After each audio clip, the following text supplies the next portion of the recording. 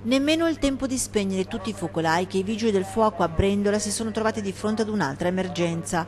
Il violento temporale che si è abbattuto sulla zona ha causato la rottura della barriera di contenimento delle acque inquinate derivati dallo spegnimento del rogo dell'azienda di vernici.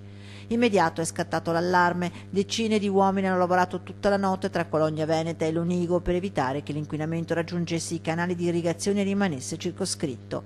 E se l'ARPA tranquillizza sulla non presenza di diossina sui social, continuano a girare video che mostrano la moria di pesci sul fiumicello Brendola, effetto del devastante incendio. Moria confermata anche dalle analisi arrivate in giornata dal campione nel fiumicello poco dopo la confluenza col Rio Signoletto, alimentato dalle acque di spegnimento.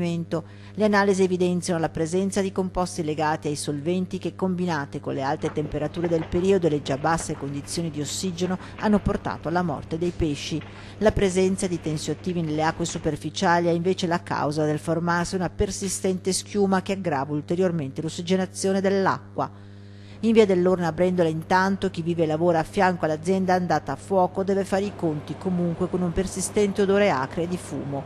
La magistratura, come succede sempre in questi casi, ha aperto un fascicolo d'inchiesta al momento con il reato di incendio colposo. La magistratura farà il suo lavoro, io sono a disposizione qua per seguire tutte le varie vicende, se hanno bisogno di carte e quant'altro in comune sono là. Da capire se l'azienda avesse o meno un'autorizzazione integrata ambientale. Dovremmo verificheremo a livello di carte anche nostre se c'è stato questo rinnovo, questa cosa, però adesso gestiamo l'emergenza e poi sulle inadempienze o le autorizzazioni o quant'altro lo vedremo da domani. In queste ore la magistratura sta acquisendo tutti i documenti e nei prossimi giorni il pubblico ministero Cristina Carunchio dovrebbe effettuare un sopralluogo nell'azienda divorata dal fuoco.